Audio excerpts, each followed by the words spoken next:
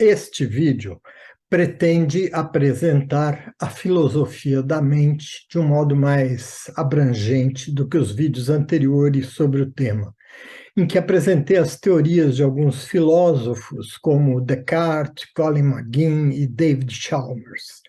No caso desses dois últimos, apresentei minhas objeções aos seus argumentos. No caso de Descartes, apresentei sua tese, o dualismo, e a objeção da princesa Elizabeth da Boêmia, que é a objeção que definiu a visão fisicalista ou materialista da mente. Para irmos além da visão fragmentária que dei naqueles vídeos, vou me basear no capítulo final de um livro excelente intitulado Filosofia da Mente, um guia para iniciantes, do filósofo norte-americano Edward Feser, cuja leitura é essencial para quem se interessa pelo tema. Há um link para a editora dele nesse vídeo. Feser deixa claro que dualismo e fisicalismo, ou materialismo, são efetivamente as duas teses que estão em confronto no campo da filosofia da mente. Há diversas teorias, sim, mas que se vinculam a uma ou a outra dessas duas teorias. E, num certo sentido, o combate entre dualismo e fisicalismo parece estar, até o momento, empatado. Por um lado, fenômenos mentais problemáticos como os qualia e a consciência, o pensamento e a intencionalidade, são fatos que põem em xeque o fisicalismo, pois não houve fisicalista que provasse que essas características da mente são redutíveis às características físicas do cérebro. Quando muito, eles apostam em que a ciência do futuro há de chegar a uma solução para esses problemas.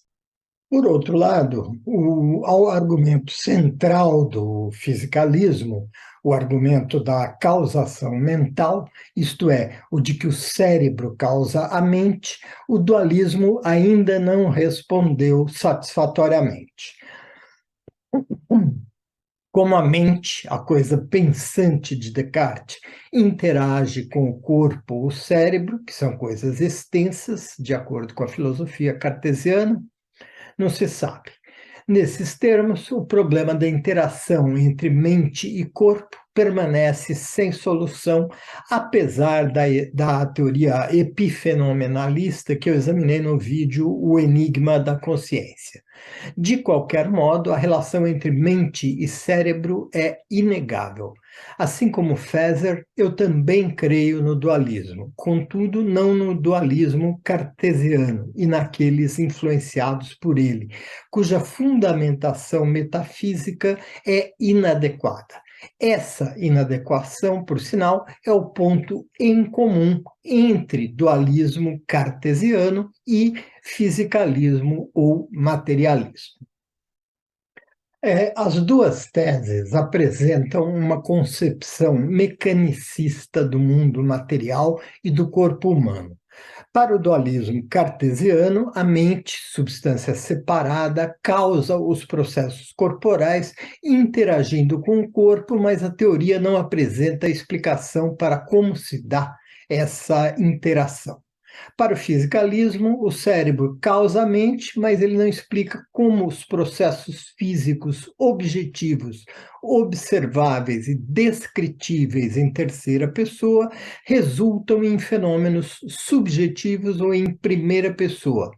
E um fisicalismo mais radical acaba por eliminar a mente, considerando-a um irrelevante subproduto do sistema físico. Pois bem, existe alguma alternativa a essa concepção mecanicista, seja cartesiana, seja materialista? Sim, existe a concepção aristotélico-tomista, que podemos chamar de ilemorfista. A palavra ilemorfismo, obviamente, vem do grego, em que ile significa matéria e morfê significa forma. A ideia central dessa tese é a de que toda substância concreta, todo ente, toda coisa é um composto de matéria e forma.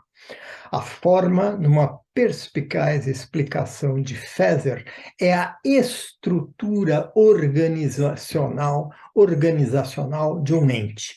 É aquilo em virtude do que um ente é o que é. Por exemplo, uma cadeira pode ser feita de muitas matérias, de madeira, de plástico, de vime, de alumínio, mas é a forma que se dá a uma dessas matérias que faz dela uma cadeira. Nesse caso específico, poderemos chamar essa forma de cadeiridade, que seria um princípio abstrato, uma ideia que só se torna concreta quando se une à matéria e a torna uma cadeira específica, particular, esta cadeira. A matéria também deve ser entendida como um princípio abstrato, que não existe sem a forma. A madeira, por exemplo, é uma madeira que só se concretiza sob a forma de tronco de árvore. Para o ilemorfismo, nenhuma coisa material pode ser considerada apenas um conjunto de partículas, átomos, prótons, nêutrons, elétrons, etc.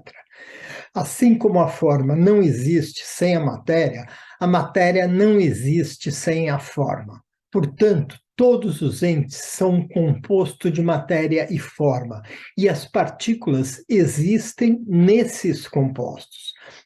Mas, segundo o ilemorfismo, a explicação completa de um ente ou coisa compreende não apenas 2, mas 4 princípios causais ou 4 causas.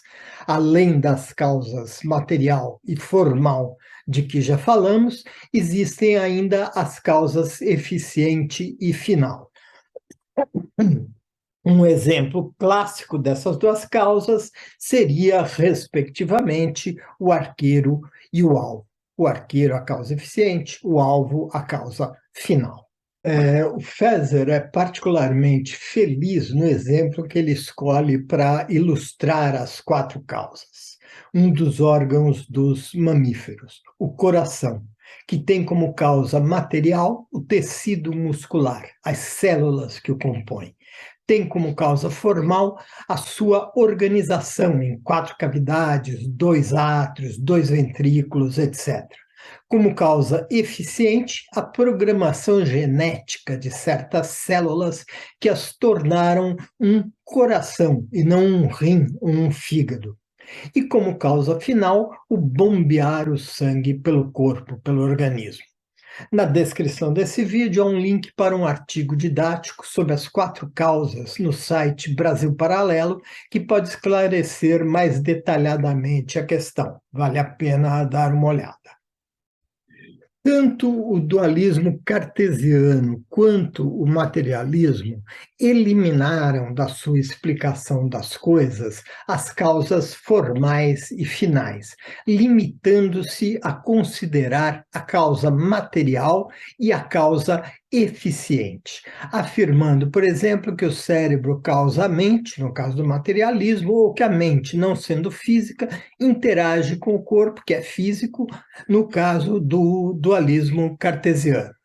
No entanto, o ilemorfismo compreende as coisas basicamente como compostos de matéria e forma. No caso do homem, do ser humano, de uma pessoa, respectivamente, a matéria é o corpo e a forma é a alma, que também pode ser chamada de mente pela perspectiva que a estamos considerando aqui nessa videoaula. Pois bem, uma pessoa é essencialmente um composto de mente e corpo, e sem essa composição, a pessoa não existe, de modo que não iremos compreendê-la em sua realidade, decompondo-a ou analisando-a somente em termos de causa material e de sua causa eficiente. Feser considera que a perspectiva ilemorfista não deixa de ser uma forma de dualismo, mas de um dualismo que leva vantagem sobre o dualismo cartesiano, por ser mais abrangente e resolver vários dos problemas que implicam a relação mente e cérebro. Eu vou mencionar aqui apenas uma solução por ele apontada, que me parece a mais convincente, dado o cientificismo que envolve a cosmovisão hegemônica dos dias de hoje.